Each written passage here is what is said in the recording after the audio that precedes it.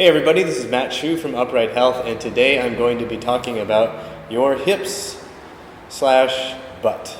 I use the two interchangeably, but really there is a difference. The hips, your hip joints, when I say hips, I'm talking about hip joints. That's where the ball and the socket are. That's your leg bone connecting to the pelvic bone.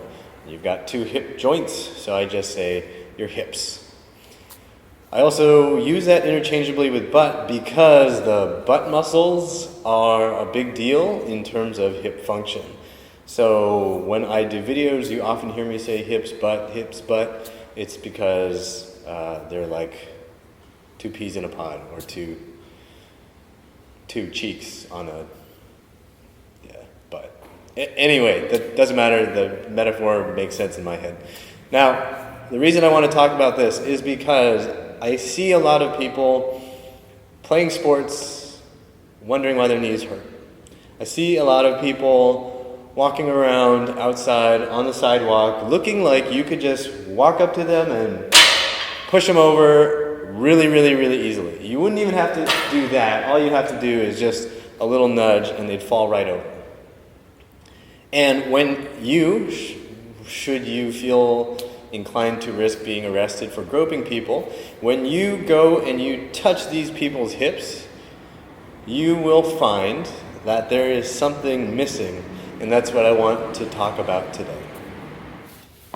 So most people spend all day in this position, just hanging out, sitting in this wonderful posture all day long, and what happens is your butt gets completely and utterly smashed. So I was talking with a client the other day about the idea of your butt muscles dying and your hip joints losing good function. And we came up with a really good metaphor. It's basically like your butt muscles are like sponges. Really, any muscle is like a sponge. Okay? If there's liquid in the sponge is at its full level of expansion. You fill it up with liquid, and it's a nice healthy sponge. As long as you don't leave it in the sink for more than a couple days, it will be healthy and a nice, useful, clean sponge. If you leave that sponge in the sink for a week, it will get moldy and disgusting, but it's besides the point.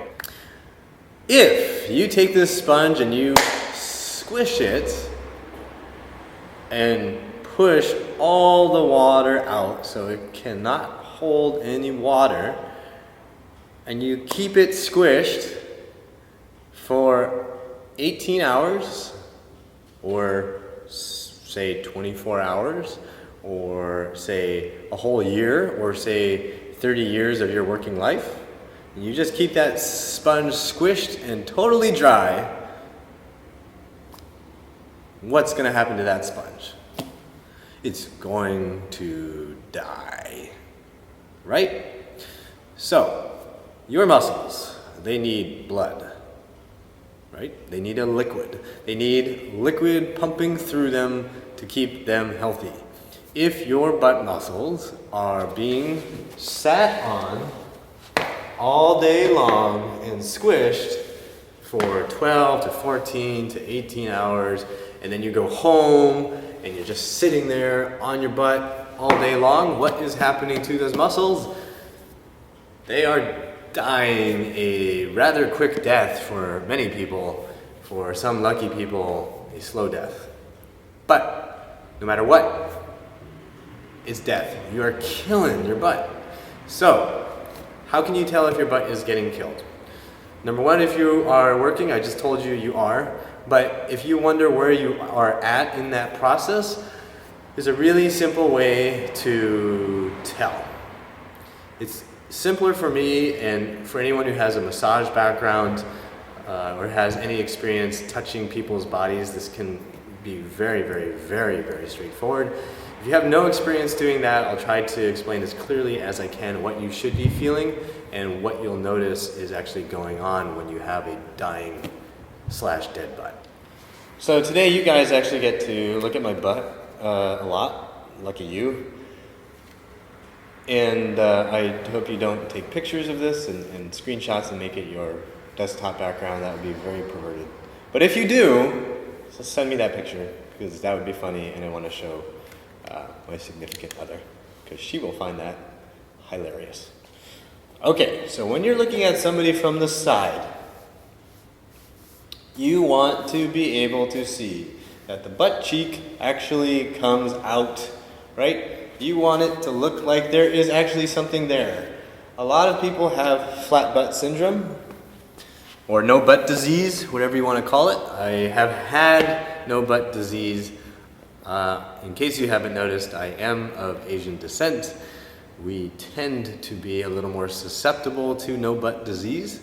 However, I also have played hockey for a while, so when I was in my teens, I had a butt, and I was actually complimented by a very good friend of mine in college who was of Latina descent, and she said, "You have a really good butt, especially for an Asian guy."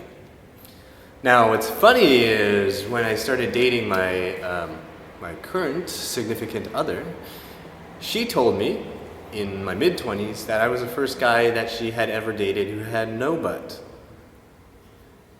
And it wasn't a coincidence that at this time my hips felt like hell, my knees hurt, my feet hurt, and a whole lot of other things hurt as well, but everything lower body wise was falling apart. I felt really weak. Since that day, I have been on a quest to get my butt to work again and to build it back up. And it's made a huge difference, which is why I'm now having you take a look at what you should be seeing in your own butt. So again, when you're looking at your butt, you should see that it pokes out a little bit. You should actually see that there is a differentiation between your lower back and your actual butt. If you don't have it, you may not feel like it's necessarily the end of the world, and you shouldn't feel like it's the end of the world, but you should know that the muscle development here is really not at its ideal.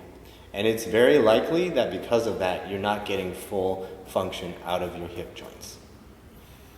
If you don't get full function out of your hip joints, you're going to get knee and ankle stuff, you're going to get foot stuff, it'll be bad. Okay? Now, I talked about touching, right? Groping people's butts. So all you need to do on yourself is to take your hand, put it down along the seam of the pants, okay? Whatever pants you're wearing. If you're not wearing pants, then go put some pants on, because I don't want to see that. Okay, get your hands on there, right on the seam, and look for the topmost bony part of your leg bone, okay? So you're looking for that spot. It's going to be on this pair of pants. It's actually right at the top of the pocket. I don't know what kind of pants you're wearing, but I'm assuming you're wearing them now, if you weren't wearing them before. Anyway, poke around, find the bone, find that thing that doesn't give. If you knock on it, you should be able to feel that you're hitting a bone. Okay, if you go up higher, you'll hit some stiff muscles, but they'll give, right? So now I've gone too high, and there's some muscle up there. And if you have none of these muscles and there's no give, and you're hitting bone up here, it will still feel different. You'll feel like you're going into a cave or a little indentation, hitting the actual pelvic bone. So you need to be, from the top of your pelvic bone, it's going to be a couple inches down, and it'll vary on you. So you find it yourself. I can't do it for you. So you find that protrusion, that protruding bone, and then what you're going to do is walk back, okay? Just kind of pad your way back and see if you can scoop behind that bone, okay? So what we're doing here, I'll show you with my hands, is we've got this, we'll just pretend this is the bony part that you're touching, okay? This is the front, and this is the back. On the back side, we're coming on the side and heading towards the back, seeing if we can't get behind it. So you're padding like this, and you're trying to come back behind that peak, okay, that little peak on your bone.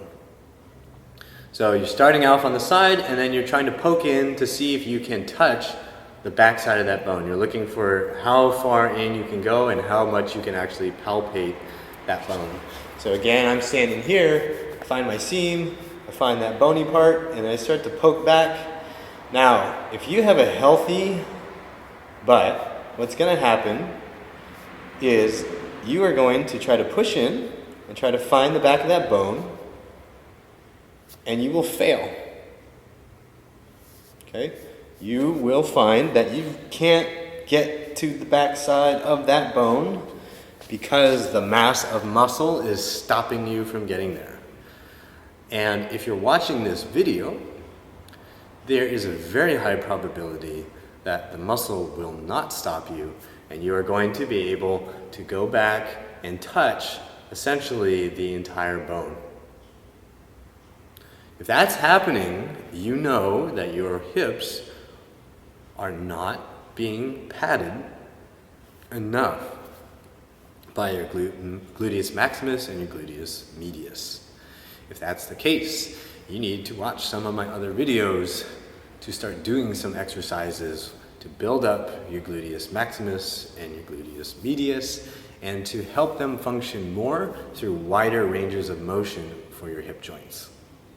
Okay, so one more time, I just want to show you. It's seam, find the seam, find the bone, and then try to walk back a little bit and try to get around the bone. It's pretty tough for me, and if you had asked me to do that a couple years ago, I would have been able to do it with no problem. You can usually also see it in the mirror. If you go to your bathroom mirror, don't do this while I'm watching. Go to your well, I don't care, I can watch. You can carry the iPad into the bathroom, I don't care. Okay, if you stand, so you're sideways to the mirror, you'll be able to see whether or not you have muscle there. You'll be able to see if there's just flabbiness here and the bone is just hanging out. You will very likely be able to see that there's no muscular contour here, and you just kind of go boop, and it's flat and there's nothing there. If you see that and you have things going on with your knees, or you have you feel like you're unstable in your SI joints, or you feel like your feet hurt or your ankles hurt, or you just feel really slow and that you're aging poorly and you can't play tennis well anymore, or you can't run or hike or do all those sports that you used to do properly anymore, then you need to be paying very close attention to exercises that will build that up. I hope that explanation made sense to you, and I hope it has motivated you to get your butt in gear. Remember to train your butt, be stronger than whatever aches and pains you have, and really be sure to remember that pain sucks. Life should.